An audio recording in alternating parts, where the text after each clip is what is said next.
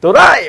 네, 안녕하세요. 피플. 네, 그 토비의 스프링이라고 되게 유명한 그 어마무시한 그 베스트셀러라고 해야 되나? 저자 이일민, 지금은 플레이코인 CTO를 맡고 계신데 이렇게 시간을 내주셨습니다. 반갑습니다. 최근 뉴스 중엔 되게 재미난 게 유명한 개발자분이 플레이코인으로 합류했다. 이렇게 해가지고 약간 뉴스도 많이 되고 그러셨잖아요. 제가 합류한 지는 한 8개월 됐고요. 네. 예. 꽤 많이 흘러주셨네요. 뉴스가 됐는지는 잘 모르겠습니다. 예. 이쪽에서 뿌렸나 봅니다. 네. 근데 개발하시다가 어떻게 블록체인계라고 해야 되나요? 아니면 이쪽 CTO로 이렇게 합류하신 배경 있으세요? 네. 김호광 대표님은 꽤 오래전부터 이제 알고 지냈던 분이고요. 네네네. 네, 가끔 만나서 뭐 어떤 일 하시나 얘기도 듣고 뭐 제가 하는 얘기도 하고 그러다가 하여튼 작년 말쯤에 한번 이렇게 한국에 나올 일이 있어서 예, 저는 호주 계신가요? 예, 저는 네. 호주에서 살고 있고요. 네. 가끔 한국에 나옵니다. 근데 최근에 조금 여러 가지 길어졌나요? 때문에 좀 자주 나오긴 했는데 올해는 너무 많이 나와서 한 3년간은 다시 안 나와야 되겠다 이렇게 마음은 먹고 있습니다. 이번에 가시면요? 예. 이번 주 금요일 가시는 거 아닙니까? 예, 맞습니다. 여러분 3년 동안 못 볼 분을 우리 보고 있는 거야. 마음 그렇게 먹지만 또 3개월 있다가 오게 되더라고요. 아무튼 그래서 네네. 그때 그 김호광 대표님이 그때 하시던 사업에서 이제 새롭게 구상하시는 뭐 그런 얘기 듣고 그러던 중에 네. 블록체인 이쪽 기술을 좀 연구하는 일을 같이 해보면 어떻겠느냐 그러셔서 마침 이제 제가 뭐 뉴스도 많이 나오고 그래서 기술 공부를 막 하기 시작했어요. 네네. 네. 그래서 재밌겠다. 처음에 이제 제가 이제 공식적으로는 게임허브라는 회사의 소속이고요. 게임허브에서 그 발행을 하고 지금 운영해서 애플리케이션 만든 게 플레이코인이라는 이름의 코인이고요. 제 이제 공식적인 역할은 거기서 이제 블록체인 기술을 연구하고 뭐 그걸 응용해서 여기 이제 플랫폼을 만드는 일을 하는 겁니다. 네, 뭐 CTO는 그냥 제가 나이가 제일 많으니까 직급을 그냥 그렇게 잡아놓으신 거고. 네. 아무튼 그렇게 해서 시작을 하게 됐어요. 그래서 제가 그 자바 쪽 그냥 애플리케이션 만드는 일을 거의 한 16년, 7년 이 정도 네네. 했던 것 같아요. 그 전에도 이제 다른 일을 좀 했었지만, 그러니까 네. 이게 하다 보니 이제 좀 지루해지고 뭔가 좀 다른 걸 해볼 만한 게 없을까 그래서 이것저것 기웃했었는데 네. 그다지 뭐 이렇게 확 매력적으로 이렇게 다가온 게 없었는데 네. 블록체인 공부를 시작하고 나서 보니까 재밌으신 거예요? 너무 새롭고 너무 재밌는 거예요. 그래서 이게 막 아주 어려운 기술은 아닌데 네. 그 되게 아주 독특한 아이디어들을 여러 가지를 잘 조합을 해서 네. 이게 그 사회적으로 뭐 기술적으로 굉장히 큰 파장을 일으킬 만한 뭐 심지어 어떤 분들은 막 인터넷 시대는 가고 블록체인의 시대가 온다 그래서 이게 마치 차세대 인터넷인 것 마냥 얘기하시기도 하는데 하여튼 뭐 그렇진 않지만 어쨌건 너무 재밌었어요 기술이. 예, 그래서 이 기술을 좀 연구하고 그걸 더 발전시키는 일을 했으면 좋겠다 그래서 제가 여기 합류하기를 결정하고 올해 초부터 해서 일을 하고 있습니다. 근데 처음엔 블록체인 얘기 나온 지 꽤 됐었잖아요. 블록체인 얘기야 뭐 거의 2010년 그 즈음에 뭐 제가 기사로도 많이 봤었고 그 당시에는 주로 개발자들의 관심사항은 그 채굴이라는 게 있다. 그래서 뭐 집에 PC에다가 이제 채굴 장비를 구성해서 이렇게 하면은 뭐 코인을 내가 받을 수도 있다. 뭐 이런 얘기 정도였죠. 네. 마이닝 해가지고. 예, 그러니까 그때는 사실 뭐 채굴이라는 거 뭐 그거를 위해서 무슨 저 비디오 카드를 막 여러 개 꽂고 막 이러는 거 그 정도 레벨로만 이렇게 주로 사람들의 관심사가 가니까 네. 사실 그 뒤에 백그라운드의 기술에 대해서는 그게 깊이 들여다볼 기회가 없었어요. 예. 그리고 그냥 그거는 뭐 약간 좀 오타쿠들이 하는 뭐 그런 거 아닌가? 예. 그렇죠. IDC 갖고 있는 분들은 또 거기서 채굴하는 분들 있었고. 예, 뭐 그러기도 하고 뭐 일단 근데 그렇게 큰 파장은 없었죠 사실. 예. 보시기에 이제 진짜 요즘 뭐 이렇게 연구하시거나 네. 계속 하고 계신데 어떤 것들이 진짜 보시기에도 놀랍고 재밌다고 하던데 어떤 것들이 그러신 거예요? 엔지니어 입장에서. 그러니까 근본적으로는 이게 네네. 블록체인을 이제 여러 가지 관점으로 볼 수 있긴 한데 네. 어떤 분들은 이게 이제 코인으로 만들어진 거로 뭐 투자 대상으로 모시는 분들도 많고 네. 사실 뭐 그것 때문에 작년에 아주 큰 인기를 얻게 된 건 사실이고요. 근데 그 외에 블록체인이라는 거는 이제 그게 탄생하게 된 배경이 비트코인이라는 게 처음 네네. 나오면서였잖아요. 그렇죠. 그러니까 그거는 이제 뭐 비트코인이라는 기술이 가지는 어떤 목표, 기술적인 그런 특징들이 있거든요. 근데 그 비트코인 처음 나왔을 때는 그냥 이거는 뭐 개인적으로 보유하거나 뭔가를 이제 구매하거나 결제할 때 쓸 수 있는 용도의 일종의 가상화폐라는 개념으로 출발했던 거예요. 근데 이제 이게 점점 사람들이 그 비트코인에 적용된 기술 그 원리들을 조금 더 응용해 볼 수 다른 없지 않을까. 방향으로. 예. 그러면서 막 연구를 하다 보니까 거기서 순수하게 블록체인이라는 어떤 그 핵심 컨셉을 가지고 나와서 응용을 하려고 보니 상당히 많은 부분에서 굉장히 도움이 많이 된다 이거죠. 네. 그러면서 이제 그쪽으로 이제 계속 기술을 확장시켜 나가다 보니까 이게 뭐 거의 통용이 안 될 만한 그런 분야가 없을 정도로 네네. 굉장히 많아지기 시작한 거죠. 네. 저도 뭐 인터프로젝트 취재하다 보니까 요즘은 그 클라우드 행사에서 꼭 비트코인 블록체인 섹션을 꼭 집어 넣어줘야 다들 금융권뿐만 아니라 예. 거기 오신 분들도 관심이 상당하더라고요. 그러니까 이게 그 뭐 어떤 기술 커뮤니티나 뭐 이런 데서만 관심을 가지는 거면 이게 커질 수가 없는데 그렇죠. 아시겠지만 뭐 산업체에서 우리나라나 해외의 대형 기업들 네네. 특별히 이제 금융사들 네. 예, 이런 데들이 굉장한 관심을 가진다는 거 또 뭐 최근에는 포털사들이 또 여기 네네. 굉장히 열심히 뛰어들고 있잖아요. 그러니까 이거는 뭔가 여기서 가치를 봤다고 저는 생각하거든요. 예. 근데 솔직히 말씀드리면 제가 한 8개월, 10개월 가까이 이걸 막 연구하고 나름 열심히 이제 살펴보고 그랬는데도 사실 아직 잘 모르겠는 분야가 훨씬 더 많아요. 예. 너무 겸손하신 거 아닙니까? 그렇지 않습니다. 이게 되게 놀라운 게 네. 거의 이제 10년 됐거든요. 네. 처음 그 비트코인 논문이 나온 지 10년 가까이 됐고, 사람들이 심지어는 이거는 또 학계에서도 되게 관심이 많아요. 네네. 학문적으로 연구할 만한 가치가 있는 그 내용들이 되게 많거든요. 원래 또 암호학 하시는 분들이 또 보안학교 암호도 그렇고, 아니라 뭐 암호 쪽 말고 이게 그 P2P 분산 시스템의 응용으로서는 굉장히 성공적인 그런 케이스 중에 하나이기 때문에 그런 부분들 연구하신 분들, 얼마 전에 지난주에도 이 카이스트에서 주로 이제 학계에 계신 분들이 그 연구자들이 바라보는 뭐 지난주 토요일인가 언제? 예, 토요일 날하고 금요일하고 토요일 날 행사를 했었는데 제가 뭐 가보진 못했지만 이제 갔다 오신 분 얘기를 얼핏 들으니까 그 교수님들도 처음에는 이거 뭐 별거 아니다 이렇게 생각했는데 막상 관심을 가지고 이렇게 들여다 보니까 학문적으로 연구할 만한 그런 소재들이 너무 무궁무진하다는 거예요. 그리고 우리가 잘 알고 있는 코인 중에서는 그런 학계나 연구자들이 중심이 돼서 만든 것들도 되게 많거든요. 네네. 예.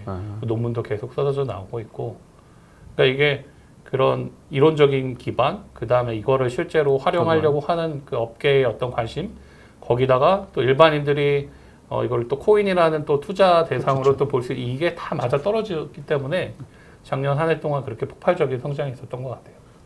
저희들은 진짜 막 이게 뭐야? 막 했다가 막 네. 어떤 기자가 예전에 그 최고란 기자들이 있었거든요. 예. 우리가 걔는 요즘 어떻게 된 거야? 이랬는데 많이 안 깼다는데 이러고 끝나고.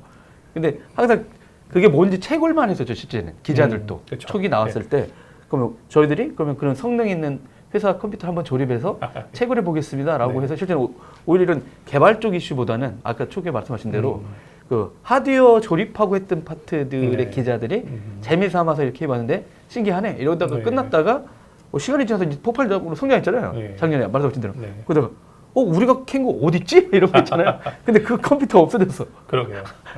그래서 끝내 뭐 못 찾았다 해가지고. 그게 또 요즘에 되게 이쪽 법 쪽의 쪽으로 좀 화두가 되는 게, 그래서 부모가 그 코인을 굉장히 많이 소유하고 있었는데 갑자기 뭐 사고가 나거나 뭐 해외는 아들이 죽었는데 비밀번호 몰라요. 그러니까 뭐 아들이나 부모나 하여튼 뭐 누군가가 하여튼 가족이 이제 더 이상 이 코인의 비밀번호라든지 그 내용을 줄 수 없는 그런 상황이 됐어요.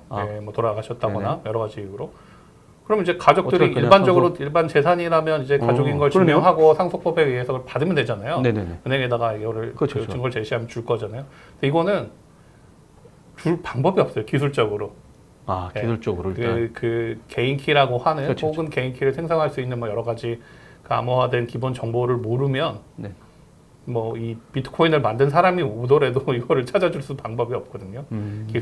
그것 때문에 보안성이 뛰어나기도 하지만 그것 때문에 부실되는 코인이 너무 많아요. 그리고 그것도 일종의 이제 재산으로 요즘에는 이제 여겨지는데 법원에서 일단 보긴 했죠. 그거를 봤으니까. 상속받을 길이 없는 거죠.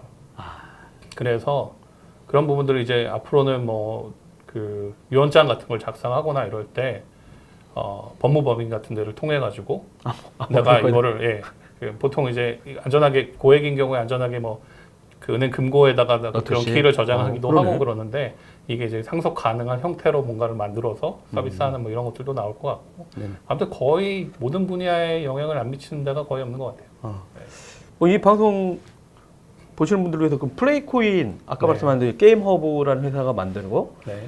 이제 뭐 ICO 하려고 이제 만들어낸 어떤 코인 플레이코인이라고 있는데 요거는 어떤 형태의 영역에 적용하시려고 요 프로젝트들을 지금 하고 계신 예. 거예요? 원래 게임허브라는 회사는 이 블록체인 생태계에 들어가는 여러 가지 기술들을 지원하거나 이제 뭐 게임을 개발하고 뭐 이런 일들을 하기 위해서 처음에 만들어진 회사인데요. 네네. 네. 거기가 이제 이쪽 블록체인 기술과 또 코인 발행하는 거에 관심을 가진 이유는 게임 생태계가 있잖아요. 게임 개발사가 있고 개발자들이 있고 그다음에 이쪽 게임 유저들이 있고 뭐 그 사이에 또 그 게임 생태계를 이루는 뭐 광고 회사라든지 플랫폼 회사라든지 이런 것들이 있는데 이 생태계가 원활하게 계속 성장하고 그 안에서 각자가 자기가 수고하고 투자한 만큼에 대한 어떤 적절한 보상들을 받고 이러면서 이게 계속 선순환할 수 있는 네네. 그런 방법들을 살펴보던 중에 블록체인 기술과 또 거기서 발행된 코인을 잘 활용하면은 굉장히 많은 도움이 되겠다라는 판단을 한 거죠. 그러니까 아시겠지만 뭐 지금 이렇게 방송을 하고 계시지만 개인 방송하는 사람들 많이 있잖아요. 네네. 게임 방송하시는 분들도 많죠. 그렇죠. 트위치라든가 뭐 유튜브, 네. 아프리카 근데 그런 분들은 게임 제작자들한테 어떻게 보면 굉장히 많은 그 홍보 역할을 해주시는 거거든요. 네. 그러면 사실은 이제 그거에 대한 뭔가 보상이 이루어지고 그러면 좋을 텐데, 네.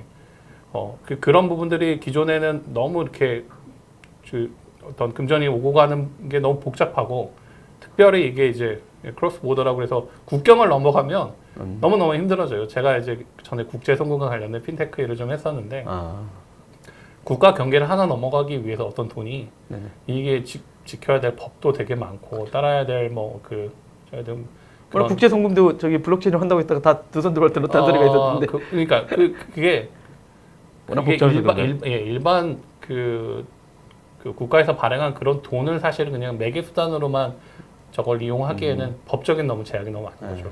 근데 그냥 그런 거 없이 만약에 그냥 코인만 가지고 그 발행된 그 블록체인으로 만드신 코인만 가지고 그 안에서 그게 그 생태계 안에서 계속 유통이 되고 도는 거죠. 그거를 뭐 현금으로 바꾸고 뭐 다시 이런 거 없이 그 안에서 내가 어떤 활동을 해서 이제 이거를 저희가 이제 소셜 마이닝이라고 불러요. 저희가 이렇게 비트코인 채굴 같은 거는 막 되게 고가의 하드웨어나 장비를 놓고 그걸 많이 돌려야지만 코인을 받을 기회가 생기잖아요. 그게 아니라 제가 소셜 활동을 하는 거죠. 그래서 이 게임이나 이런 관련된 생태계에 도움이 될 만한 걸 했으면 거기에 대한 보상으로 새로 발행된 코인을 받을 수 있는 거예요. 그게 이제 소셜 마이닝 기법 중에 하나인데 그런 걸 받은 걸 가지고 그러면 또 뭐 현금으로 바꾸 물론 그럴 수도 있겠지만 예를 들어서 내가 그렇게 발급받은 코인을 가지고 어떤 게임을 하나 구매를 한다거나 뭐 게임 아이템 거래를 한다거나 뭐 이런 데서 사용할 수 있다면 더 좋지 않겠어요?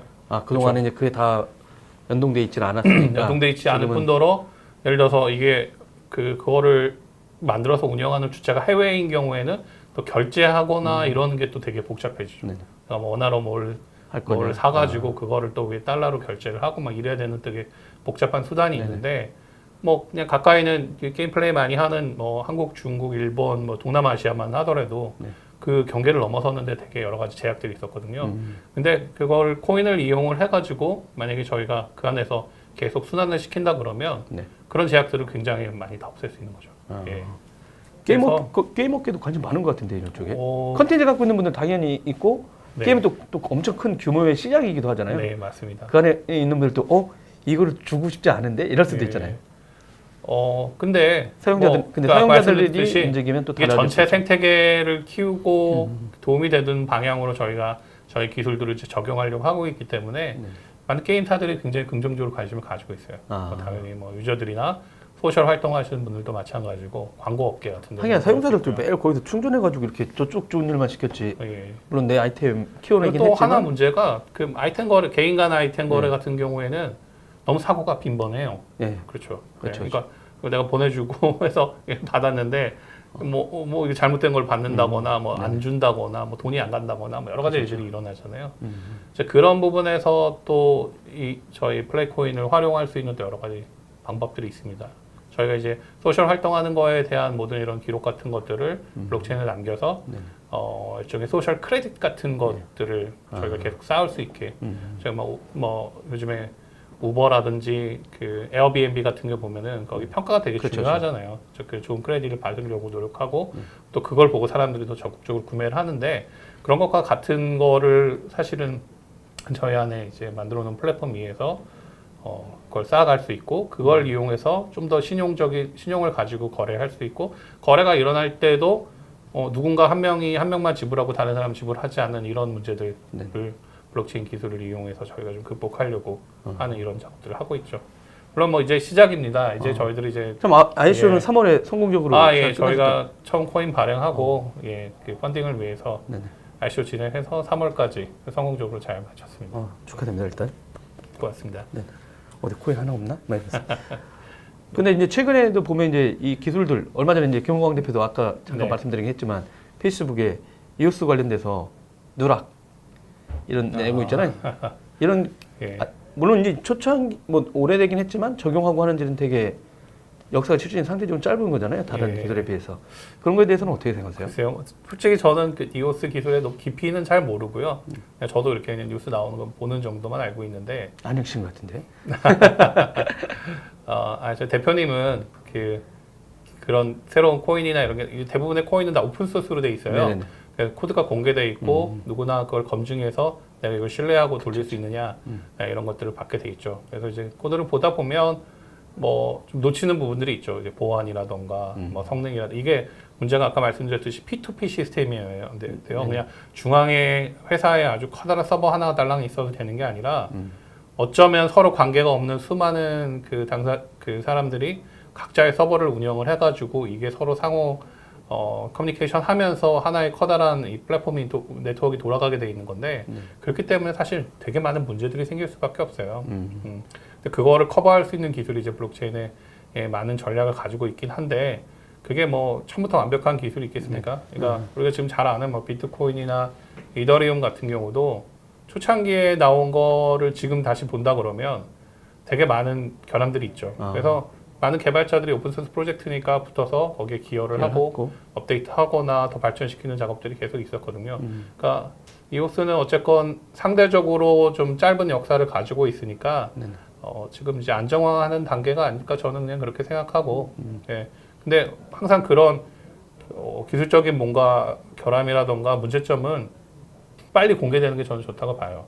만약에 저희는 모르고 있고 해커들이나 악의적인 의도를 가진 사람들만 그걸 알게 되면 그 사람들이 되게 큰 사고를 칠 수도 있거든요. 그럼 전체 시스템의 신뢰도가 떨어지고 문제가 생길 수 있으니까 차라리 그런 게 빨리 공개돼서 빨리 패치가 되고 그럴 수 있으면 좋겠죠. 이쪽 성공했으니까 개발자들도 많이 뽑으시는 거 아닙니까? 뽑으시나요? 네, 많이 뭐 뽑으려고 노력은 하고 있습니다만 쉽지는 않습니다. 왜요?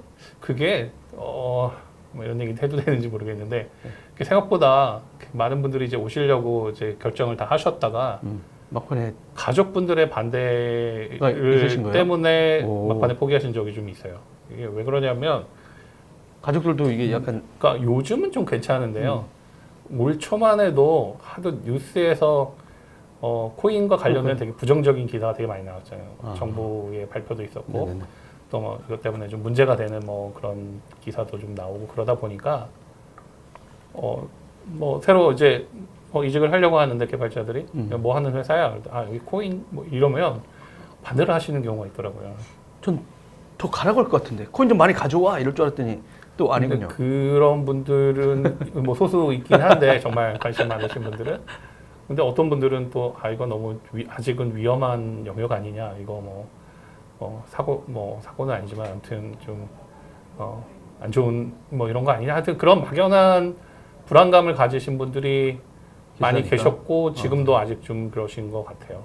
지금 상황에서도요? 근데 지금은 좀 낮은 것 같은 게 뭐 우리나라 그 유명한 대기업이나 혹은 뭐 잘 아시는 포탈사 같은 데서도 블록체인과 이런 것도 활용한 뭐 코인 이런 거 발행도 한다 뉴스도 나오고 그러면서 그리고 사실 그 사이에 그렇게 큰 문제가 사회적으로 일어난 적이 없었잖아요. 그렇죠. 그렇죠. 항상 어디나 있었던 뭐 다단계라던가 이런 좀 악의적으로 네네. 이런 거를 이렇게 사용하려는 데는 있었지만 뭐 이 자체로 심각한 문제를 일으키거나 그랬던 적은 없으니까 뭐 점점 인식이 더 좋아지지 않을까 이렇게 생각은 합니다. 네, 그러면 더 많은 개발자분들이 안 올라타신 그분들이 손해죠 뭐. 그래요. 근데 저는 그냥 엔지니어 입장에서 보자면 되게 새로운, 그러니까 이제 막 시작하는 남들이 누구도 예를 들어서 뭐 나는 블록체인 개발 경력 10년 차 이런 사람은 거의 없거든요. 그렇죠. 비트코인 처음 만든 사람 아니면. 그러니까 사실은 대부분의 많은 개발자들이 한 작년 정도부터 뛰어들기 시작했으니까 네. 지금 오시면 되게 빨리 여기에 올라타실 수 있고 더 많이 경력을 쌓으실 수 있고 지금 분위기로 봐서는 앞으로 점점 더 이 경험을 가지신 인력에 대한 수요가 네네. 계속 업계에 있지 않을까. 그래서 좀 커리어를 조금 더 폭 넓게 하고 싶은 분들은 많이 도전하셨으면 좋겠어요. 꼭 저희 회사 아니더라도 굉장히 많이 채용하고 있거든요. 제가 아는 그 개발자 네. 거기도 이제 ICO 성공적으로 마무리했는데 원래는 저기 클라우드 할 때 만났거든요. 예. 그러다 또 인공지능 할 때 또 인공지능 한다더니 근데 이제 왜 이쪽을 또 갑자기 관심을 써야 다 했더니 이제 시작하는 단계라 그러니까 뭐 클라우드에서 우리가 AWS를 이긴다는 꿈을 꾸지 않지 않느냐. 네. 근데 근데 블록체인 쪽은 우리가 뭔가 만들어내서 지금 시작하는 거라 네, 맞습니다. 뭘 해볼 수 있다라고 생각이 든다. 자체적으로 이렇게 할 수 있으니까. 네. 그러니까 그때도 그 친구도 그런 말씀을 하더라고요. 그렇죠. 전혀. 근데 실제는 그동안 해왔던 기술들이 어떻게 보면 그것도 다 축적된 거라 백엔드라든가 이런 데 준비했던 팀들 입장에서 보면 네. 오히려 더 잘할 수 있지 않을까? 이런 얘기도 하더라고요. 물론 뭐 이게 완전히 단절된 기술은 아니고요. 네. 당연히 얘를 잘 응용하기 위해서는 기존의 서버들을 잘 응용하고 개발하고 뭐 이랬던 기술들이 도움이 되죠. 물론 완전히 새로운 대부분의 개발자들한테는 새로운 분야들이 있긴 있어요. 예. 하지만 뭐 그거는 열심히 공부하고 말씀드렸듯이 대부분의 기술이 다 공개돼 있거든요. 네네. 그래서 노력하는 만큼 저는 빨리 기술을 습득할 수 있다고 봅니다. 알리바바 클라우드 코리아 지사장님 조성범 대표님이 우리 파트너라고 하시네요. 예. 저희가 이제 게임과 관련해서 중국 쪽하고 또 여러 가지 이렇게 중국에 이제 진출해서 뭔가를 한다거나 뭐 이런 거 관련해서 중국 쪽이랑 좀 긴밀한 관계를 많이 가지고 있어요. 그래서 클라우드 중에서는 아직은 좀 뭐 후발이고 글로벌하게는 좀 비중이 크진 않지만 알리 클라우드를 좀 저희가 좀 적극적으로 활용을 합니다. 중국도 1등인데요, 뭐. 그렇죠. 예. 당연히 중국 내에서 서비스하려면 필수고요. 예. 인공지능하고 뭐 이런 것도 엄청나요. 네. 블록체인 쪽도 네네. 지금 준비되어 있는 게 되게 많아요. 그리고 얼마 전에 클라우드 업체들도 갑자기 엄청 인프라도 막 되더라고요. 그러니까 뭐 아마존 같은 경우는 전에는 좀 이렇게 시큰둥하더니 조심하는 듯 하더니 최근에는 뭐 내놓기 시작했던 것 같고요. 근데 알리바바가 되게 전 놀랐던 게 얼마 전에 뉴스 보니까 세계에서 블록체인 관련해서 특허를 제일 많이 가진 회사가 알리바바라고 그러더라고요. 이미 적용하고 있다고. 예. 저희는 우리 잘 이미 모르지만 이러더라고요. 내부에서는 많이 작년부터. 활용하고 있다고 하더라고요. 예. 왜냐하면 상거래 업체다 보니까 네, 맞습니다. 말씀하신 대로 원장 얘기 나오잖아요. 네, 분산 그렇죠. 원장도 얘기 나오고 뭐 그러면 네. 우리가 뭐 여기서 무슨 상거래 티몰 같은 거라든가 네. 타오바오 이런 거 할 때 진짜 말씀하신 대로 뭘 주문했는데 이게 제대로 안 오거나 네. 엉뚱한 거를 보내거나 하면 그러니까 그런 문제들을 이런 식으로 적용을 하게 되면 네. 이제 서로 다 알 수 있으니까 신뢰도는 높일 수 있다 이러다 보니까 자기네 입장에서는 되게 예전부터 이걸 지금 많이 연구해 왔다고 하더라고요. 네. 저도 그렇게 들었습니다. 놀라운 회사. 네. 여튼 이제 그쪽 얘기를 하긴 했는데 또 궁금했던 게 이제 네. 원래 그 스프링이라고 이제 플랫폼 예. 얘기를 안 할 수가 없잖아요. 스프링 프레임워크. 네, 프레임워크. 자바 프레임워크입니다. 네. 예. 그러다가 또 이제 저기 VM웨어가 또 인수 예, 지금은 이제 거기 계열사인 피보탈이라는 피보탈에서 또 하고 회사가 있고요. 하고 있죠. 네. 예. 근데 그쪽은 어떻게 시작하신 거예요? 그 되게 많잖아요, 자바 쪽도. 그러니까 자바가 영역이. 처음에 이제 애플릿으로 뭐 그 이름 기억하시는 분들 있을지 모르겠지만 액티브엑스와 쌍벽을 이루는 애플릿이라는 걸로 그러니까 브라우저 안에서 돌아가는 애플리케이션이죠. 그걸로 해서 인기를 끌다가 그 다음에 이제 서버 쪽 시장을 되게 크게 잡았어요. 뭐 서블릿이라던가 JSP, EJB 같은 한 2000년대 초반에는 뭐 이 엔터프라이즈 영역, 그러니까 큰 기업들이 되게 애용하는 그런 서버 플랫폼으로 그쪽 기술이 되게 발전하긴 했는데 단점은 이제 뭐 그 서버 가격도 너무 비싸고 네네. 개발 방법론이 너무 복잡해요. 고급 툴을 쓰지 않으면 생산성도 떨어지고 뭐 안정성이나 이런 거는 좋긴 하지만 네. 그래서 좀 여러 가지 이제 자바로 근데 그 초창기에는 주로 뭐 큰 기업들만 웹 애플리케이션 만들어 쓰다가 보지만 나중에 이제 점점 수많은 회사들 혹은 개인까지도 이렇게 자바로 만든 뭔가를 서버를 구성하고 이걸 쓰고 싶어 하는데 너무 덩치가 크고 기술이 어렵고 무거웠죠. 또 뭐 IBM 네. 웹스피어 뭐 BA 있고 뭐 예, 맞습니다. 그때 뭐 IBM, 오라클, BA, 오라클 뭐 이런 SAP 데들이 막 우리나라 또 티맥스 같은 회사 있고요. 예. 또 오케라네 뭐 한다고. 그런 전통적으로 그런 이제 엔터프라이즈 쪽에 솔루션을 만들고 공급하던 업체들이 되게 중요한 기여를 한 건 맞아요. 네. 예. 근데 이게 더 폭넓은 그런 플랫폼이 되려면 뭔가 좀 변화가 필요한데 그걸 누가 어떻게 이제 가능하게 됐냐면 자바 쪽에서 생각보다 되게 일찍 오픈소스 기술이 발전을 했어요. 제가 보기에는 그 리눅스를 중심으로 한 서버 쪽 그 이 커널 기술 외에 오픈소스를 가장 크게 부흥시킨 것 중에 하나가 자바가 아닐까 생각이 돼요. 그래서 그런 지금 말씀드렸던 표준 기술 외에 네. 오픈소스 웹 프레임워크들, 뭐 또 데이터베이스 기술들 여러 가지 툴들이 한 2000년대 초반부터 막 쏟아져 나오기 시작했거든요. 그때 이제 거기서 가장 두각을 나타내는 게 이 스프링 프레임워크라는 겁니다. 이게 원래 그 영국에서 이제 금융 쪽 아주 대규모의 금융회사의 시스템 전에 코볼로 돼 있던 거를 네. 자바로 이제 다 포팅하는 뭐 이런 프로젝트들이 많이 있었는데 메인프레임을 예. 뭐 유닉스로 내리면서 그렇게 했나 보네요. 그렇죠. 그러면. 예. 그런 것들을 주도했던 유명한 아키텍트 중에 하나가 예, 자기가 그걸 하면서 자바를 어떻게 더 효과적으로 쓸 수 있을지 연구하고 이랬던 거를 가지고 책을 하나 썼어요. 네. 예. 그래서 그게 록스라는 출판사에서 나온 예, 그 유명한 책이고 전 세계적으로 굉장한 관심을 끌었던 책인데 네. 그 책에 나온 예제들 이게 너무 좋으니까 사람들이 모여서 이걸 오픈소스화하자 그래가지고 프로젝트를 하나 만들었어요. 그게 스프링 프레임워크예요. 그래서 거기에 나온 베스트 프랙티스를 모아진 샘플 예제를 프로젝트 가지고 했던 걸 기록으로 남겼더니 사람들이 네. 많이 보고 너무 좋아. 예. 그래서 널리 쓰기 그 하자. 저자도 참여해서 그 사람이 이제 그 전체 대표를 맡고 오픈소스 이 프레임워크를 만들고 보급하는 역할을 했는데 이게 처음에는 이제 오픈소스라고 조금 기업들은 좀 등한시했었죠. 근데 저는 그거를 1.0 처음 나왔을 때부터 쓰기 시작을 했거든요. 호주에 계셔서 그때 호주에 계셨던 거예요? 아니면 그때는 한국? 제가 호주에서 살다가 미국에 가서 프로젝트를 했어요. 아. 미국의 좀 큰 제조업체의 네네. ERP 프로젝트를 원래는 그런 전통적인 기술을 쓰려고 하다가 네.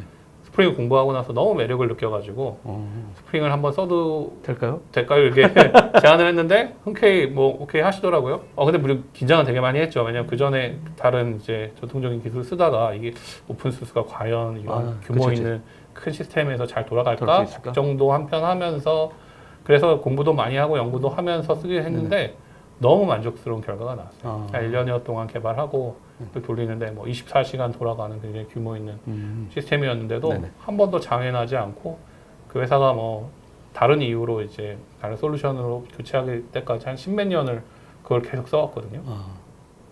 그러면서 이제 여기에 좀 가치를 보고 그때 이제 우연한 기회에 한국의 자바 커뮤니티 분들하고 좀 이렇게 친해졌는데 네, 제시오.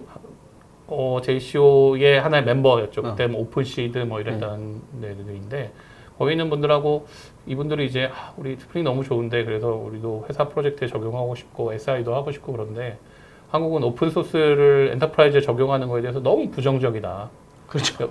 네. 그리고 왜 내가 마루타가 그렇죠. 돼야 돼? 네. 왜 잘 돌고 있다니까 해도. 그때 쓸 수 있는 유일한 오픈소스는 스트러치라는 게 하나 있었어요. 근데 그게 왜 가능했냐면 이게 IBM 쪽에 있는 분이 만들었고 그 다음에 BEA라든지 이런 그 선수들? 웹 서버를 만드는 만들었던? 회사에서 우리 그 그렇지? 서버 위에 이거는 써도 좋아라고 인증을 해주는 인증 기술 중에 하나였어요. 그래서 쓸 수 있었던 거예요. 그러니까 네. 도입해서도 일단 사회에서라든가 기술적인 사회에서도 인증 받았으니까 자기도 명패할 수도 있기도 하고. 고가의 그 와스라고 그렇죠, 불리는 웹 애플리케이션 서버를 구매했는데 뭐 이상한 걸 갖다가 그 위에서 돌리다가 안 돼요 그러면 기술 지원을 받을 수 없었던 거죠. 인증 기술이 아니니까.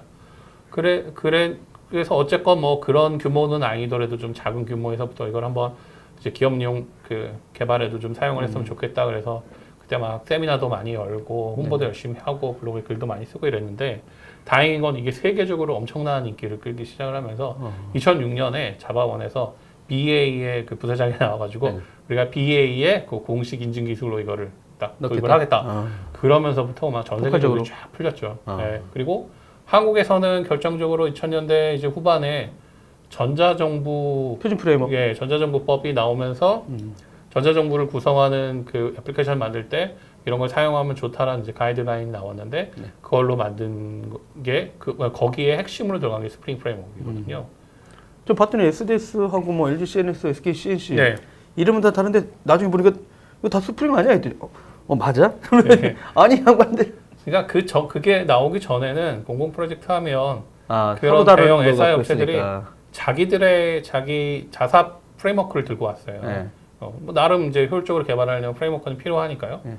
근데 문제는 이제 거기서 개발을 하고 나가서 나오면 근데 누군가 또 다른 팀이 들어가서 메인티넌스를 하려면 이게 각 전혀보는구나. 기업의 고유한 솔루션을 각각 또 따로 다 익혀야 되잖아요. 네네. 게다가 이게 이제 프로젝트마다 다른 회사들이 와서 하면 그 다른 종류의 기술들이 막 그렇죠. 섞여 있을 수도 있고요. 그래서 이제 뭐 그게 꼭 이유인지 모르겠고 제가 보기에는 이제 그런 면에서 아마 오픈 소스 기술을 쓰자라고 네네. 같이 합의를 했던 것 같아요. 실제로 초창기에 이 표준 프레임워크를 만드는 데가 말씀하신 그 세계 3대 SI 네네. 업체거든요. 여기가 연합해서 만든 거예요. 네, 그렇죠, 그렇죠.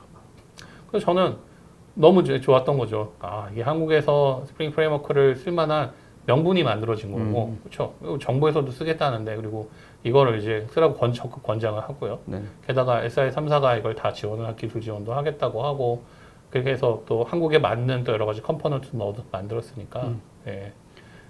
그래서 그때부터는 뭐 한국에서도 뭐 포털사들도 이제 다 도입을 하고, 심지어 저 MS 아는 분 그 개발 담당 있으셨는데 네. 한국에 있는 담당자인데 스프링이 단넷도 지원해 이러는 거예요. 근데 예. 근데 단넷도 그거를 있었습니다. 네. 저 고객이 뭔지 알고 MS한테 문의가 왔대요. 왜냐면 그래요? 예. 이분들도 아는 거든요. 왜냐면 전체 진영들이 다 있는데 일단 우리가 단넷 시스템 되어 있는데 네. 전통적인 어떤 그 MS 계열에 있는 어떤 것들을 상용을 쓰고 있었는데 너도 나도 다 스프링 얘기를 하니까 오히려 이쪽에서 문의가 온 거예요. MS한테. 니네는 단넷 스프링 지원된다는데 그러니까 네? 이러면서 우리 보다가 지원되네? 본사 자료 한 다음에 네. 이미 고객이 알고 계시구나 한 다음부터 자기 파트너들한테도 스프링에 대해서 얘기했다가 죽일 놈으로 이제 왜냐면 자기는 상용 제품을 갖다 딜리버리 하고 있었는데 네. 갑자기 MS 코리아 내부에서 그 오픈소스 얘기 나오니까 근데 이분 말로는 아니 고객한테 오히려 두 개의 옵션을 드릴 수 있는 상황으로도 생각해봐라. 그러니까 어느 고객은 스프링 쓰려는 고객은 그럼 당신한테 아예 말도 안 할 거 아니야. 그러면 나가는데 그러면 스프링 지원해준다고 하면 스프링 쓰면 되고 기존 거를 원하시면 기존 것도 팔면 되는데 그랬더니 그거 바뀌는데 꽤 오래 걸렸다고 그러더라고요. 근데 고객이 먼저 아니까 당연한 재간이 없죠. 그러니까 이게 한국에서는 제가 잘 모르겠는데 해외에서는 이렇게 보면 자바 개발자들이 단넷 쪽에 가서 일도 많이 하고 네네. 단넷 개발 하던 사람들이 또 자바 쪽 일도 하고 이게 그 왔다 갔다 하시는 분들이 되게 많더라고요. 그래서 이쪽에 뭐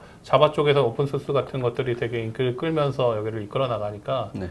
또 이걸 일하시던 분들이 같은 엔터프라이즈 개발에 이번에는 단넷을 개발할 기회가 왔으니까 또 유사한 영역이고 이제 네네. 기술적으로도 좀 유사점이 있으니까 네. 이쪽에서도 그러면 이런 비슷한 오픈소스를 그렇죠. 만들자 그래 포팅을 막 하고 그런 일들이 많이 있었어요. 물론 이제 단넷 쪽은 아무래도 마이크로소프트가 좀 주도적으로 이끌어 나가는 게 더 강하긴 하지만 그래서 그쪽에서의 어떤 표준 기술이 뭐 원하는 거를 충족되기 전에는 자바 쪽의 오픈소스에 대한 어떤 포팅 버전을 쓰기도 하고 그랬던 적이 있었죠. 근데 스프링 단넷은 크게 성공은 못했고요. 예, 잠깐 좀 이렇게 사람들 관심 끌다가 지금은 아마 프로젝트가 거의 중단된 걸로 알고 있고요. 뭐 MS는 다시 뭐 오픈소스 사랑해 하니까 리눅스 사랑해 예. 하니까 어저께 갔는데 IoT 하는데 리눅스 설치했어 이러더라고요. 예. 그러니까 리눅스 사랑해 이러면서 많이 이제 밖에서 어떻게 될지 모르겠어요. 네. 이제 또. 아니 궁금한 게 이제 스프링 같은 게 전자정보 프레임워크 같이 하면서 확산되긴 했는데 요즘 클라우드 시대가 되면 네. 되게 다양한 프레임워크들이 막 등장하잖아요. 네. 클라우드 시대에도 여전히 스프링 같은 것도 진화를 하긴 있는데 네. 그게 여전히 이제 강력한 생태계로 계속 리딩하고 있나요? 아까 얘기하셨던 지금 스프링이 이제 VM웨어에 인수가 되고 피보탈이라는 회사에 지금 소속으로 개발자들이 소속되어 있는데 네. 거기는 지금 난리죠. 클라우드가 전문이에요. 그래서 스프링을 기반으로 클라우드 환경을 빠르게 구축하고 개발할 수 있는 그 영역에서는 스프링 저는 따라가지 못하는. 그런 비교는 못하겠지만 아니면 되게 잘 활용되고 있는 걸로 알고 국내에서는 있습니다. 빅데이터 위주로만 하고 음. 그쪽 그 프레임워크 쪽 파트는 되게 많이 안 하신다는 소문들이 있어서 누가요? 우리나라 쪽에 이제 피보탈 쪽 파트. 빅데이터 쪽은 워낙 잘 하시는데 예. 그래서 근데 뭐 그것과 상관없이 그러니까 클라우드가 뭐 여러 계층이 있고 예, 클라우드 인프라를 잘 활용하면서 그 위에 스프링 애플리케이션을 그러니까 뭐 이런 거죠. 내가 애플리케이션 개발해가지고 이걸 서버에 빠르게 배포를 하고 싶은데 네네. 클라우드에서 되느냐? 스프링으로 한 거 지금 아마존이라든지 바로 올릴 수 뭐 이런 데서 있으니까. 바로 다 올라가요. 예, 마이크로소프트 애저에서도 올라가고요. 예. 그래서 스프링 환경이라고 특별히 여기에 영향을 미치는 건 아닌 것 같고요. 그리고 이거는 그냥 스프링이라는 기술이 이런 계속적인 여러 가지 변화에 잘 따라가느냐 뭐 이런 건데 저는 이게 솔직한 마음으로는 스프링도 이제 한 10년 많이 썼으니까 이게 이제 좀 다른 거? 죽었다 뭐 그러긴 좀 뭐 하지만 이렇게 좀 기술이 되면 좀 새로운 거 자꾸 해보고 싶은데 그냥 계속 꾸준히 잘 나오고 있는 것 같아요. 예, 워낙 뭐 새로운 게 많이 나오긴 했지만 자바도 그렇고요. 네. 자바도 이제 자바 말고 좀 다른 거 써볼까 그래서 이런저런 언어 기웃기웃하고 네. 참 최근에 진짜 자바 얘기 나왔으니까 자바도 네. 저희들이 그 2016년이 자바 20주년이었나? 그러니까 15년인가? 뭐 95년부터 시작했으니까 예, 지금 한 그래서 20년 좀 넘었죠. 네. 고슬링 아저씨 인터뷰했거든요, 저희들이. 예. 서면으로. 예. 서면으로 인터뷰하고 아니면 라이브도 했구나. 스카이프로 그렇군요. 예. 인터뷰하고 그랬었는데 근데 이제 자바 관련돼서 한국 엔지니어들 얘기들이 되게 이제 오라클로 간다고 엄청 욕을 많이 하잖아요. 근데 그거랑 별개로 자바 많이 바뀌었죠, 나인. 근데 고슬링 아저씨도 우리나라에서는 오라클로 넘어가서 뭐 자바가 죽었다 이랬는데 실제 그 부분을 우리가 인터뷰했을 땐 오라클이 자바를 살렸다라고 얘기하셨거든요. 예. 버릴 줄 알았는데 버리지 않아서 놀랬다 자기도. 그런 얘기도 있었는데 뭐 제가 오라클이 아니니까 네. 정확한 건 모르겠고요. 오라클로 선이 인수된 이후로 자바가 특별히 뭐 나빠졌다거나 그 이전보다 예.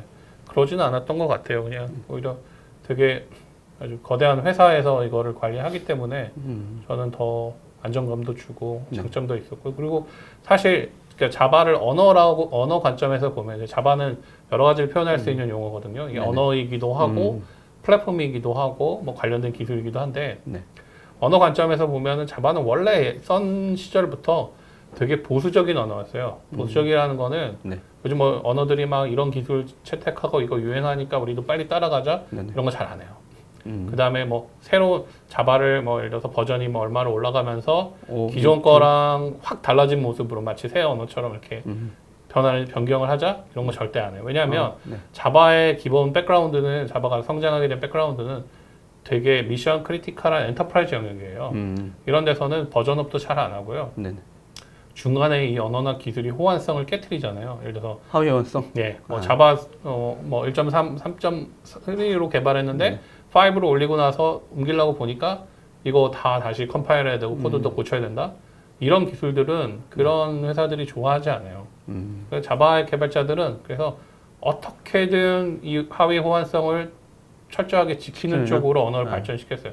언어가 잘 발전하지 못한다고 할지라도. 네. 그리고 또 하나는 자바 언어가 이제 처음에 시작한 여러 가지 이제 뭐 계기가 있지만 네. C++ 같이 되게 조금 좀 갑작스럽게 너무 많은 기능들과 변화들이 있었던 언어들이 네. 사실 너무 어렵다고 생각하는 사람들이 많았거든요.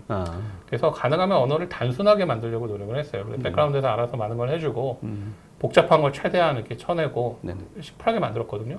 여기다가 또 너무 많은 언어의 기능을 집어넣으면 이게 또 자바의 만들어진 철학하고도 좀 잘 안 맞는 것도 있죠. 물론 이제 저는 좀 제 입장에서는 빨리 이게 다른 언어랑 이렇게 비교해서 처지지 않도록 솔직히 자바는 맨날 동네 북이었어요. 자바 쓴다고 무시도 많이 당하고요. 진짜요? 새로운 언어 나올 때마다 예를 들어서 막 제가 크게 한 3번 정도 느꼈던 것 같은데 네. 단넷이 막 처음 나와가지고 우리는 자바에 없는 이런 좋은 것들이 많이 있다 막 그러면서 막 그때 단넷 개발자들하고 한국의 유명 커뮤니티에서 막 조롱 아닌 조롱? 싸움도 되게 많이 하고 그게 글로벌한 그 개발자 커뮤니티에서도 많이 싸웠어요. 그 마이크로소프트의 뭐 이쪽에 막 매니저가 와서 이쪽에 같이 붙어가지고 토론도 하고 그랬거든요. 근데 어쨌건 뭐 뒤에 새롭게 나온 게 뭔가 더 참신한 게 많이 있지 않겠어요? 네네. 예. 그러면서 뭐 자바는 이제 다 죽었다 막 그러고 그랬었는데 뭐 그냥 꿋꿋하게 잘 가더라고요. 저희들 예. 저 예전에 블루토 했을 때 2006년으로 기억하는데 그때 저희들이 루비 온 레일즈 아, 예. 쪽 그 책 번역한 예. 분 인터뷰했었거든요. 예. 이거 왜 이거 하냐니까 지금 스타트업들이 예. 되게 빠르게 하려고 유행하고 있습니다. 근데 또 한참 시간이 지나니까 예. 자바 진영에서도 또 그 회사들을 루비 온 레일즈를 자바 저는 진영도 그때가 적용하고 뭐 이렇게 한다고 얘기를 개발자 하더라고요. 중에서 자바의 최고 위기였다고 생각을 해요. 아, 그거예요? 루비 온 레일즈가 나오고 유명한 자바 기반의 컨설팅을 하러 다녔던 세계적인 컨설팅 회사들이 다 루비 온 레일스를 써가지고 이제 엔터프라이즈 만들 수 있다. 생산성 훨씬 아. 좋고 기능도 더 많고 막 네네네. 장점을 막 얘기하면서 네. 자바를 막 이렇게 자바는 이제 자바 시대는 끝났다. 음. 자바 개발자들 너는 다 루비 배워. 저도 루비 배우고 레일스로 가려고 막 그랬었어요. 예. 근데 네. 그때 진짜 마치 작년에 블록체인처럼 막 갑작스럽게 인기가 어마어마하게 올라갔었는데 한 1, 2년 만에 갑자기 다 꺼져버렸어요. 아 근데 이제 제가 이제 왜 그 인기 있냐고 했을 때 그분들은 그 얘기했거든요. 뭐냐면 스타트업이니까 네. 좀 빠르게 해서 어떤 서비스를 만약에 런칭하고 네. 그 백단에 있는 팀들은 원래 자바 팀들이 이렇게 네. 준비했다가 이게 되면 백단을 이렇게 교체해준다. 이게 전환하고. 미국이 예. 그런 식으로 하고 있대요. 근데 우리나라는 그것만 강조되니까 그때 우리들이 인터뷰할 때도 놀랬죠. 그러니까 네. 이게 그래도 아마 미투인가요? 미투데이? 네. 그 그게 미투데이가 처음에 그렇게 만들었었죠. 예, 예. 그렇게 한 다음에 아마 트위터도 처음에 그죠. 그걸로 했었고요. 아, 예. 그러니까 새롭게 가볍게 만드는 서비스는 하고 이제 좀 안정성이 더 필요해질 때 근데 그분들이 또 그렇게 그게 루비라는 언어 때문이기도 하지만 사실은 루비 온 레일스라는 네. 프레임워크가 되게 참신한 탄탄했어요? 아이디어를 아. 많이 냈던 거거든요. 네네. 근데 다른 언어들이 그 아이디어들 되게 많이 수용을 했어요. 아, 예를 들어서 잘하니까 저거 좋다. PHP 같은 경우도 그 뒤에 나온 프레임워크들이 루비 온 레일스 못지않은 생산성을 낼 수 있는 그렇죠. 프레임워크도 막 쏟아냈고 뭐 자바나 다른 언어 쪽에서도 프로젝트 되게 빠르게 그 셋업하고 네네. 프로토타입 빨리 찍어낼 수 있는 게다가 한 2년 뒤에 그 Node.js가 나오면서 네네네. 그거를 상당 부분 다 가져갔죠. 아, 얘는 뭐야, 어떤 개발자들도 조금씩은 다 알고 있었던 자바스크립트를 썼잖아요. 네네네. 자바스크립트는 이게 웹을 하면은 기본적인 공부는 다 해두니까 네네. 예. 그런데 그걸 서버 개발에다가 너무 적용할 이렇게 수 있으니까. 혁신적으로 적용을 했는데다가 개발자들이 오픈소스를 어마어마하게 많이 만들어가지고 막 여기다가 기능들을 넣고 그러니까 저는 그게 노드.js도 빠르게 프로토타입 만들 수 있다. 이게 또 내세운 장점이었거든요. 네네. 그러니까 이게 루비 온 레일스 또 시장을 되게 많이 장악했고 엔터프라이즈로 들어가려고 했던 것도 엔터프라이즈는 빨리 개발하는 게 관건은 아니거든요. 그렇죠. 안정성이 있어야 되는데 초창기에 루비 온 레일스를 제일 그 거부했던 사람들이 누구냐면 네. 기업의 SE들이었어요. 시스템 엔지니어 분들. 네, 사람들이 내가 자바 오케이, 단넷도 괜찮아. 근데 루비 온 레일스로 만든 애플리케이션은 우리가 안정적으로 서버에서 운영해줄 자신 없어. 이거 안 돼. 이러고 막 보이콧하고 그랬거든요. 아. 네. 그러니까 운영까지 개발자들이 막 해야 되는 상황이었는데 그때는 클라우드가 이렇게 지금처럼 잘 되지도 않은 상황에서 그리고 막상 또 해보니까 이게 처음에는 아주 간단한 건 빨리 찍어낼 수 있지만 그걸 되게 복잡한 그런 시스템으로 만들다 보면 오히려 또 단점도 드러나고 드러나니까. 언어도 되게 많이 달라서 익숙해지는데 시간도 걸리고 그런 문제가 있었죠. 아. 네. 그래서 오래 못 갔던 것 같아요. 뭐 물론 지금도 잘 쓰시는 분들은 잘 쓰시는 걸로 알고 있는데 그때 이게 막 마치 자바는 이제 다 코볼 같은 언어가 돼버리고 얘가 다 장악할 거다. 이거는 뭐 완전히 아니었던 걸로 판명이 났고요. 아, 우리나라는 진짜 SI 쪽은 다 자바라. 뭐 SI도 옛날에 뭐 단넷도 되게 많이 썼고요. 네, 뭐 다양한 기술 많이 썼는데 자바를 많이 쓰시네요 요즘에는. 그리고 전에 뭐 PHP나 루비 온 레일스 노드로 개발했던 회사들이 언젠가 보면 또 다 자바로 바꾸시더라고요. 여러 가지 이유가 많이 있을 것 같아요. 물론 자바가 무조건 좋아서 그런 건 아니고 네네. 그 중에 하나 중요한 게 개발자 풀이에요. 그렇죠, 그렇죠. 어쨌건 자바는 전 세계적으로 가장 많은 개발자를 인력들. 보유한 물론 이제 순수하게 언어를 공부한 사람 숫자로 치면 C가 아마 더 많을 거예요. 네. 왜냐면 학교에서 다 배우니까. 예. 저 친구들은 맨날 너 학점 C니까 말도 안 되는 C 뿔뿔 뭐 이러면서 프로그램 기초 배울 때도 C로 많이 시작하고 그랬었으니까요. 그렇지만 실제로 실무를 제일 많이 해본 개발자 수로 치면 아마 자바가 제일 많을 걸로 네. 알고 있어요. 네. 뭐 한국도 물론이고 뭐 해외도 마찬가지고요. 네. 그러면은 기업 입장에서 뭐 스타트업이건 아니면 큰 회사건 마찬가지 경험이 많이 있는 좋은 개발자들을 가능하면 많이 데려오고 싶은데 개발자 풀이 너무 좁으면 그러면은 뭐 여기서 잘하던 한두 명 나가면 휘청할 수도 있거든요. 네. 그다음에 새로 신입이나 이 언어 처음 쓰는 사람 데려다가 또 교육해서 안정적으로 개발하는 데는 시간도 많이 걸리고. 아마 그 그런- 통신사도 아까 뭐 얘기하신 것처럼 BA가 예전에 통신 관련된 네. 미디어 기능들 되게 또 강화시켰었거든요. 예. SIP 서버 같은 게 예. 있거든요, 여러분. 뭐 그러니까 통신 관련된 어떤 데이터들을 어떻게 하면 IT화 시킬 거냐 이런 식으로 예. 내놨는데, 어. 근데 그때도 그분들 그러더라고요. 원래 통신 전용 개발이 있었는데, 예. 이쪽에 자바 개발자이 너무 많아. 그리고 자기들도 이제 보편적 시장이 되고 있는 거다. 통신도. 네. 그러니까 사일로처럼 돼 있었다. 그쪽 기술로 보면 통신 네. 기술 특화된 기술이 있었는데, 네. 이제 범용화된 기술, IT 쪽에 했던 기술이 이제 통신 영역까지 들어간다. 이러다 보니까 그분들도 이제 당연히 자바 프로젝트들이 많고, 지금은 네. 당연히 통신사들은 리눅스 기반에 당연히 다 이제 다 자바 올려놓고 네. 쓰고 있죠. 좀 어쨌건 뭐 여러 가지 통계를 봐도 프로그래밍 언어 순위 봐도 자바는 뭐 1위거나 거의 항상 최상위에 올라가 있고 개발자들이 여전히 많고, 그리고 또 그 다른 언어나 다른 기술들에서 이렇게 부각됐던 장점을 또 자바에 빨리 또 수용하고. 빨리, 그러니까 표준이나 지키면서. 언어는 수용을 되게 천천히 하지만 네네. 오픈소스 쪽은 굉장히 빠르게 많은 도전을 하고 있거든요. 했다가 실패한 것도 있지만 네네. 뭐 그 중에서 이제 살아남는 게 또 이렇게 메인이 돼서 또 이걸 쫙 이끌어 나가고, 네. 예. 또 자바가 또 한동안 또 계속 그걸 유지할 수 있었던 것 중에 하나는 네. 그 안드로이드죠. 아, 안드로이드 개발이 그렇죠. 또 자바가. 그렇죠. 달빅. 예. 그러니까 어쨌건 안드로이드 그 개발을 이제 기본 언어가 요즘 이제 네. 코틀린이라는 새로운 네. 언어도 좀 쓰고는 하지만 네네. 어쨌건 자바가 메인이었으니까 음. 그 당시에 이제 다른 인베디드의 다른 쪽 개발하던 분이 안드로이드가 워낙 크니까 그쪽 네네. 오면서 C 하던 분이 여기 와서 자바 자바 배워서 배우고. 하고 뭐 단넷 하던 분이 여기 와서 자바 배워서 하고 뭐 그러면서 또 명목상에 또 자바 개발자들이 또 많이 늘어났죠. 예. 아니 구글도 알고 있었거든요. 초기에 어떻게 하면 이 시장에 빨리 들어갈까 보다 보니까 뭐 달빅 그 쓰면서 예. 그 완전 자바 개발자들이잖아요. 예, 그럼 자바 그때 실제 언어로 그렇게 놓고 만들었죠. 아니 전 개인적으로 그거 이용해 놓고 돈을 안 낸 거지 실제는. 그랬다가 레리가 저 인간은 우리한테 라이센스도 안 사는 인간이 저거 이용했으면 뭐 좀 내야 될 거 아니야 하다가 소송으로 갔다가 어떻게 자기네가 이기는 줄 알았는데 네. 오락한테 막판 뒤집기 당해가지고. 그러게요. 예. 네. 그래서 지금 다 난리 난 것처럼 되는데 어떻게 될지 모르겠어요. API 특허 관련해서 소송이 다 끝난 건 아니지만 돈 내면 되죠. 뭐. 구글이 뭐 어차피 시장 다 먹었는데요. 뭐 예. 구글 입장에서 뭐 나쁠 게 조금 없죠. 안 좋은 선례긴 한데, 예. 그러니까 그냥 엔지니어로 보자면 원래 선에서 그 자바를 다 공개로 풀긴 했지만 모바일 쪽은 안 모바일 풀었어요. 그건 개발은 끝까지. 그 이름에 나름 중요한 수익원 중에 하나였거든요. 예. 네네.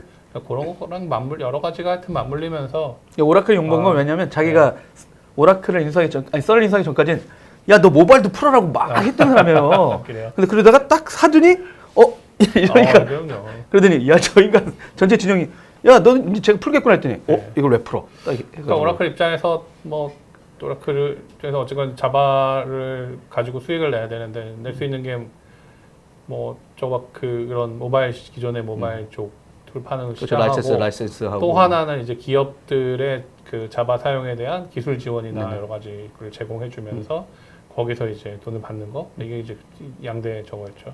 최근에도 뭐 스탠다드 에디션에 대해서 이제 기자들이 이제 유료화로 했다 뭐 엔지니어들 난리 났는데 원래 유료화했어요 기업은? 이따가 이 사람들이 다 놀래. 우리나라 돈을 많이 안 냈다 이런 얘기가 나왔었죠 잠깐. 그 뭐 역사나 이런 것도 네. 복잡하고 어쨌건 자바 짧게 하면- 언어는 제가 연도는 잘 기억 못하겠지만 꽤 오래 전에 오픈소스로 오픈소스화 됐어요. 됐어요. 그래서 그 오픈소스 자바가 따로 있고 오라클이 만드는 자바가 따로 있는 게 아니고요. 오라클 개발자들이 그 오픈소스 자바 프로젝트에 여러 또 다른 기업들과 개인들이 참여하는 네네. 그 그룹에 들어가서 거기 같이 개발을 해요. 그거를 가지고 그 오픈소스 자바를 가지고 가서 오라클 자바로 다시 패키징을 하고 거기다가 또 부가적인 뭐 여러 가지 기술 지원이라던가 이런 것들을 넣어서 혹은 보안 패치에 대한 더 장기적인 패치 이런 걸 해주겠다는 넣어가지고 그런 걸 이제 기업용 서브스크립션을 예전부터 했었어요. 네. 예. 네. 그걸 했었고 그다음에 이제 뭐 BCL 라이센스인가 해가지고 이거를 그냥 그런 그 기술 지원이나 아니면 그는 유료 툴이 좀 몇 가지 있거든요. 쓰지 않는 전제하에 누구든 자유롭게 쓸 수 있는 라이센스를 원래 가지고 있었어요. 오픈 소스니까. 처음부터 기업이 돈을 내야 했던 건 아니에요. 예. 근데 이제 그 부분을 그 라이센스 제도가 어디서 되게 이렇게 좀 흔들렸냐면 예. 클라우드가 나오면서 좀 흔들렸어요.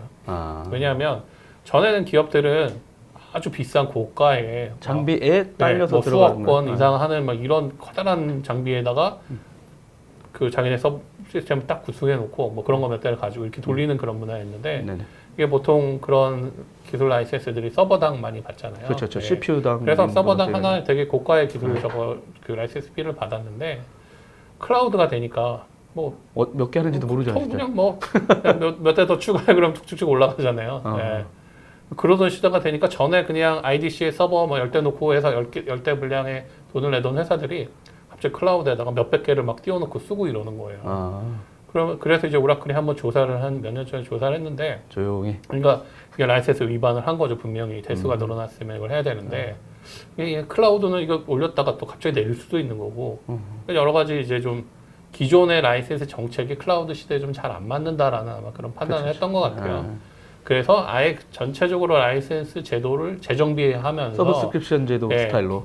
예, 그리고 사실은 이게 더 저렴하게 바뀐 거거든요. 더 저렴하게 쓸 수 있도록. 예.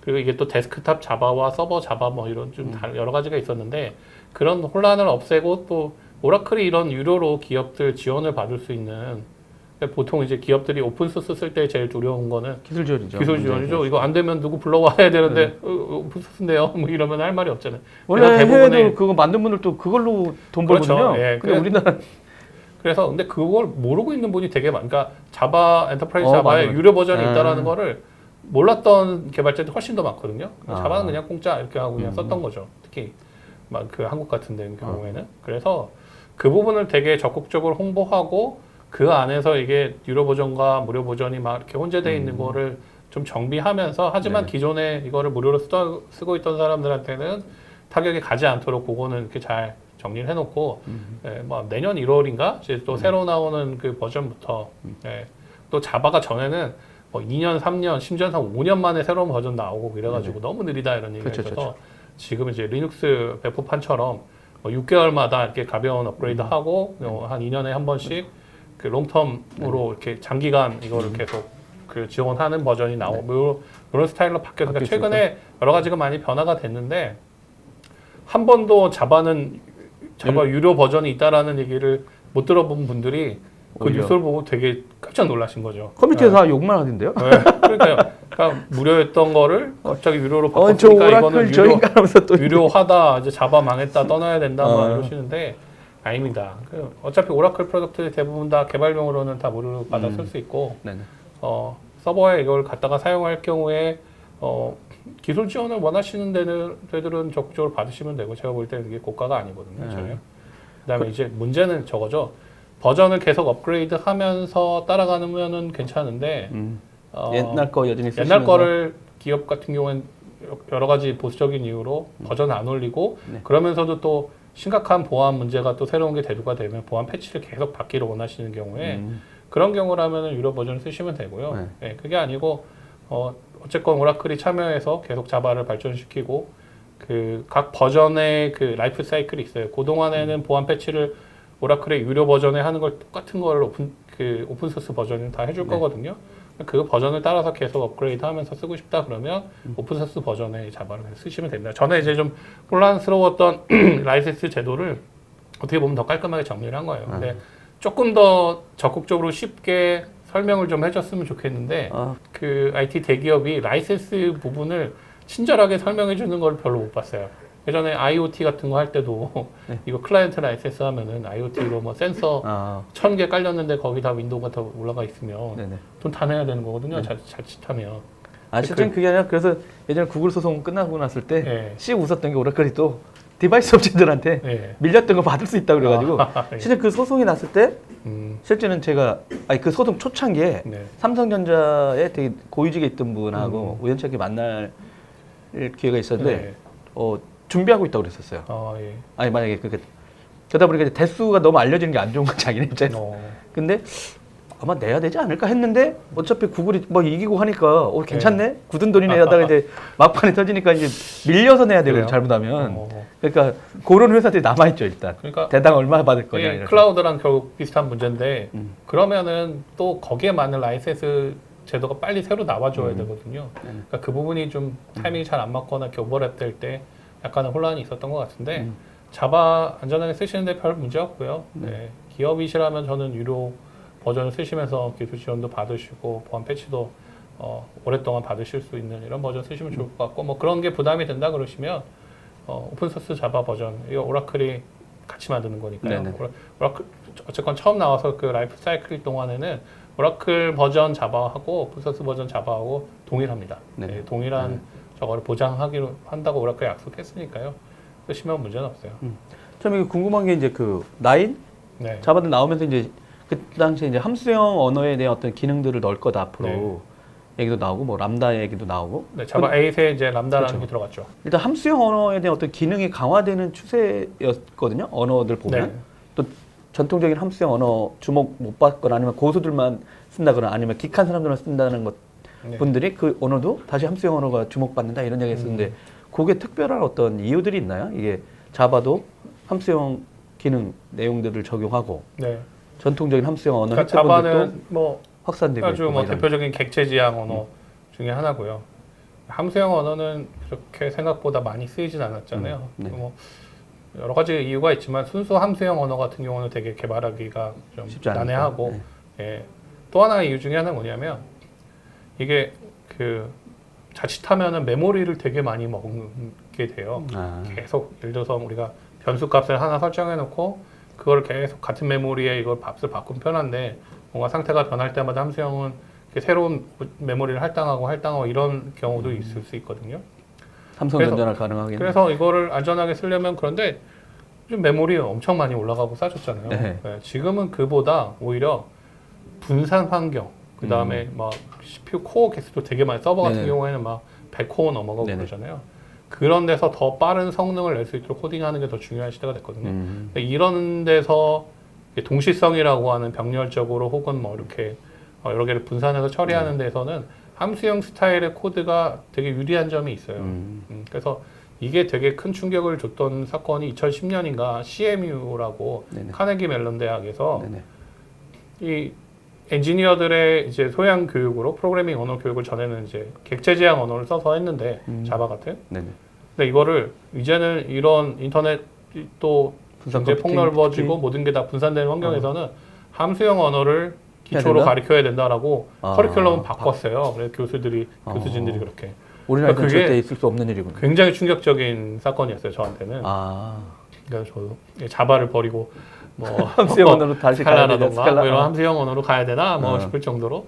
근데 이제 그게 맞는가 이제 생각을 하면서 그 뒤로 그걸 좀 이렇게 주의 깊게 보고 있는데 사실 그렇게 큰 변화 이게 프로그래밍 언어가 뭐 갑자기 얻어놓은 거 확 죽고 확 변화되는 게 이렇게 쉽게 되지 않더라고요. 네. 말씀드렸듯이 지금 수천만 명의 개발자 풀을 보유하고 있는 자바가 갑자기 사람들이 이걸 다 버리고 새로운 걸 한다? 이거는 뭐 저항이 너무 심하겠죠. 그런 반면에 이제 기존의 객체 지향 언어 특징을 갖고 있던 언어들이 함수형 프로그래밍의 여러 가지 특성들을 그 언어에다가 아. 조금씩 넣어서 써보니까 이거 되게 편리하다. 그런 게 있어서 많은 메이저 언어들이 그거를 다 도입을 하기 시작했어요. 그냥 자바는 이제 자바도 옛날부터 좀 그런 거 넣어달라 넣어달라 했는데 안 하고 있었죠. 네. 네, 그러다가 한 2015년인가요? 자바 8 버전 나오면서 적극적으로 도입을 했고 뭐 그때 이제 한번 큰 언어 변화가 있었죠.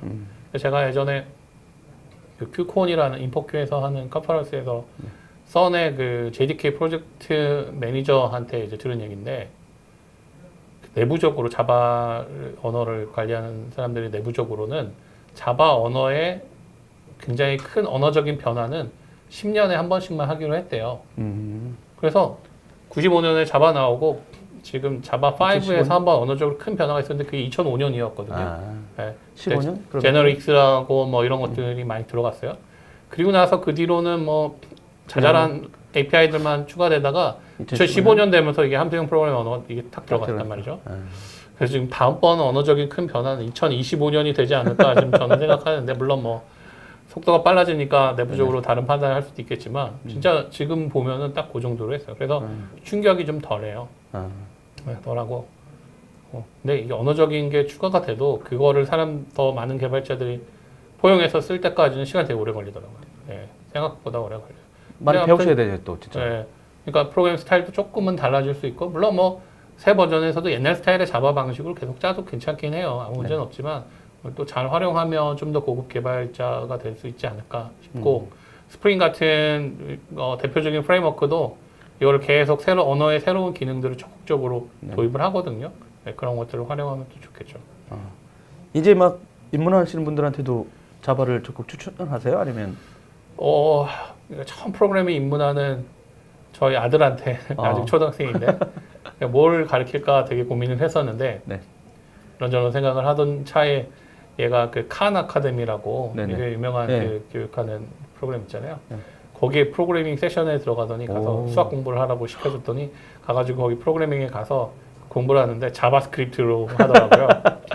왜냐면 이게 이제 웹 환경에서 돌아가는 거니까 거기서 바로바로 실습도 네. 되고 그래서 자바스크립트로 이걸 하는 거 보면서 자바스크립트가 또 이제 언어적으로 되게 뭐 요즘에 급격하게 많이 그렇죠. 발전하고 큰 발전하고 변화를 있죠. 하고 여러 가지 이게 되게 많이 쓰더라고요. 그러니까 처음에 브라우저 언어로 쓰다가 서버 개발에 네, 지금 쓰다가 이제 요즘에는 앱 개발에도 네. 쓰잖아요. 네.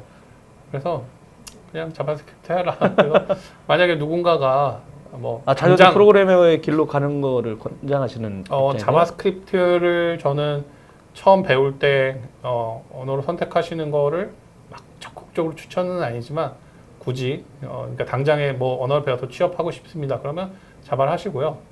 혹은 뭐 분야가 뭐 빅데이터나 AI 쪽이라면 파이썬도 네, 되게 좋은 선택이고 그게 아니라 그러면 저는 자바스크립트를 한번 공부해 보시는 것도 괜찮을 것 같아요. 네. 그리고 자바스크립트도 이왕 하실 거면은 조금 이렇게 최신 언어 스펙을 가지고 공부하시면 상당히 또 그 기존 메이저 언어하고 되게 비슷한 점도 많이 있고요. 제일 좋은 거는 브라우저 하나만 있으면 다 실행하고 네네. 공부해 볼 수 있는 그런 사이트도 되게 많고 되게 편하거든요. 예전에 진짜 이제 뭐 언어를 여러 개 해야 된다는 건 기본 아니냐 개발자들 이런 얘기도 유행 아닌 유행처럼 나왔었잖아요. 뭐 하면 좋겠지만 그렇다고 이 언어 했다 저 언어 했다 저는 뭐 그럴 필요가 굳이 있을까는 잘 모르겠고요. 하나라도 제대로 해라. 그러니까 저거죠. 뭐냐면 좀 패러다임이나 여러 가지 사상이 다른 언어를 공부하면요. 네. 좀 시각이 더 넓게 열리는 게 있어요. 그래서 그 언어에서 흥미롭게 봤던 걸 자기의 메인 언어에다가 적용해 보면 되게 이렇게 개발의 폭이 넓어지는 그런 게 있어서 뭐 그런 차원에서는 좋고 뭐 당연히 뭐 새로운 언어 배우는 거 되게 흥미롭고 재미롭죠. 근데 하나의 언어를 자유롭게 쓰려면 꽤 오랜 시간을 그 주변 라이브러리나 이런 것들을 익히고 훈련하는 시간이 사실 필요해요. 그래서 그냥 뭐 조금 언어 좀 배워서 금방 바꾸고 이거는 별로 권장드리고 싶지 않고 적어도 한두 개 정도의 자기의 메이저 언어는 뭐 완전 바닥까지는 아니더라도 이걸 이용해서는 내가 원하는 모든 거를 다 만들 수 있다 할 정도로 깊이 있게 적어도 하나를 마스터하고 다른 언어를 하시는 게 저는 좋다고 봐요. 이렇게 오랜만에 뵙기도 하고 또 가셨다가 언제 올지 모르시는 근데 일단 그래도 플레이 코인 이쪽에 있어서 자주 오실 것 같네요. 3년 만에 한 번 들어온다. 이건 안 될 것 같은데 제가 볼 때. 네. 하긴 원격으로 개발해도 다 가능한 시대긴 한데. 네. 그래도 자주 좀 오시죠 뭐. 이렇게 시청해주신 여러분 너무 고맙고요. 이렇게 귀한 시간 내주신 토비님 고맙습니다. 감사합니다. 네, 여러분 안녕. 도라이브 테크 수다는 저녁이 있는 삶을 위한 댄디한 화상회의 서비스 구름이 행복창업지원센터 SK서울 캠퍼스와 함께합니다. 후원 문의는 테크수다 페이스북 메신저로 연락 주십시오.